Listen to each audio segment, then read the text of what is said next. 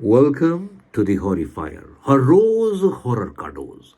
मदन नाम का एक सब इंस्पेक्टर एक बड़े से हॉस्पिटल में अपने स्टोन के एक मामूली से इलाज के लिए भर्ती था। अगले दिन उसका स्टोन का ऑपरेशन होना था और उस रात मदन को उसी हॉस्पिटल के कमरे में रहना था। रात के 12:30 बज रहे थे कि तभी मदन का रूम खुला। मदन को लगा मानो कोई नर्स या डॉक्टर रूटीन चेकअप के लिए वहां पर आए थे, मगर फिर वो देख के हैरान हो गया कि वो ना तो कोई डॉक्टर था, ना कोई नर्स और ना ही कोई सफाई कर्मचारी या कोई और स्टाफ। एक नीली चादर में लिपटी हुई एक लड़की उसके कमरे की तरफ बढ़ रही थी। मदन उसे देखता रहा और वो लड़की मदन के पास आती रही। उसके हाथ में कट के निशान थे, उसके होंठ पूरे सिले हुए थे, उसकी एक आंख नहीं थी, उसका पूरा गाल फटा हुआ था, उसका पूरा अंदर का जबड़ा दिख रहा था और गर्दन भी पूरी कटी हुई थी। अंदर की सारी नसें दिख रही थी, सारे घाव खुले थे, मगर खून का एक बूंद नहीं टपक रहा था। वो लड़की मानो एक नीले से किसी केमिकल में डूब कर आई हो। पूरा शरीर उसका ठंडा पड़ा हुआ था, नीला हो रखा था, मानो वो फ्रिज से निकल कर आई होगी। बालों में उसके बर्फ जमी हुई थी और वो मदन के पास खड़ी हुई और उसको देखा। मदन ने देखा कि उसकी एक आंख से आंसू टपक रहे हैं और उसकी आवाज, गले से वो आवाज आ रही थी।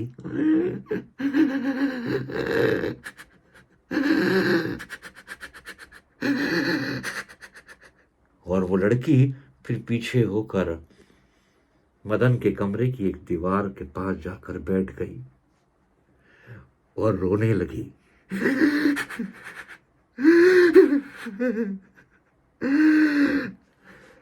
मदन चुपचाप हिम्मत लिए बैठा रहा और उसे देखता रहा और फिर वो लड़की उठी और दरवाजे से चली गई।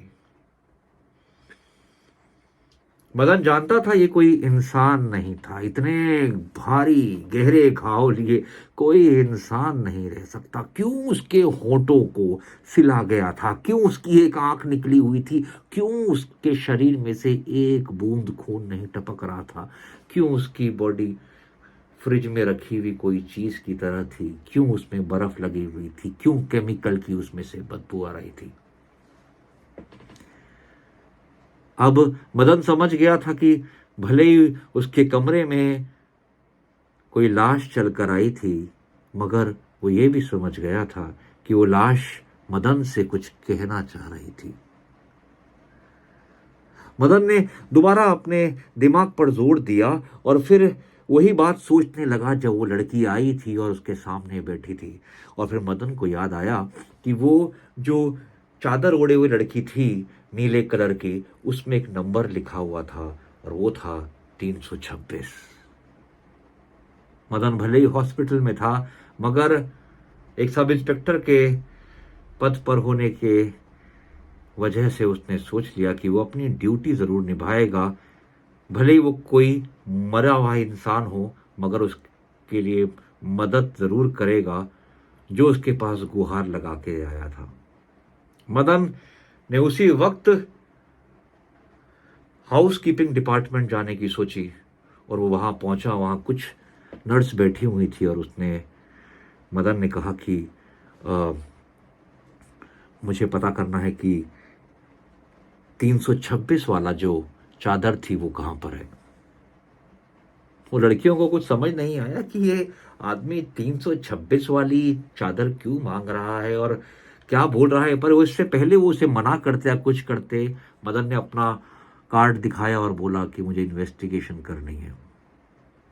हाउसकीपिंग का पूरा चार्ट खोला गया, पूरा रजिस्टर खोला गया और जो जो कंबल चद्दरें जिन जहां जहां डिपार्टमेंट में अलॉट की गई थी उन सब की लिस्ट आई और समझ में आया कि 300 से लेके 400 नंबर की जितनी भी बेडशीट्स हैं वो कॉलेज के उस डाइसेक्शन बॉडीज के लिए रखी गई हैं जो वहाँ पर लोग प्रैक्टिस के लिए यूज करते थे, क्योंकि वो कॉलेज, वो हॉस्पिटल ही नहीं, वो एक मेडिकल कॉलेज भी था जहां पर नए डॉक्टर डाइसेक्शन करके नई बॉडीज पर प्रैक्टिस किया करते थे, बॉडीज पे प्रैक्टिस किया करते थे।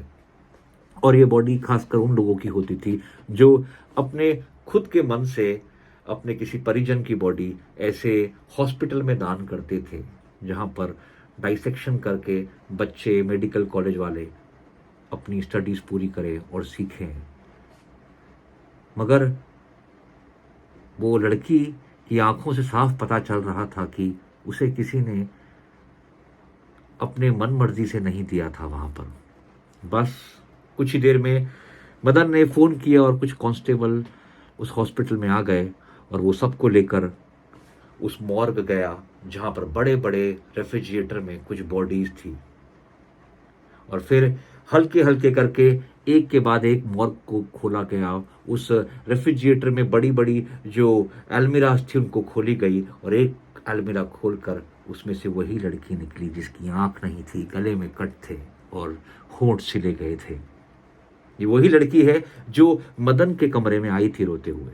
मदन समझ गया और मदन ने अब ठान लिया था कि वो इस लड़की के बारे में पता करेगा।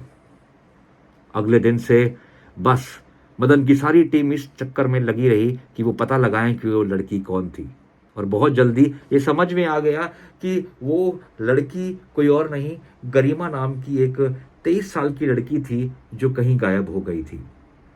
घर वालों को लगा शायद वो कहीं भाग गई, मगर गरिमा को एक आदमी ने किडनैप करके उसे मार डाला था और उसकी बॉडी को एक अच्छे दामों में उसका सौदा करके मेडिकल हॉस्पिटल दे दिया था जहां पर उस पर लोग ऑपरेट कर सके।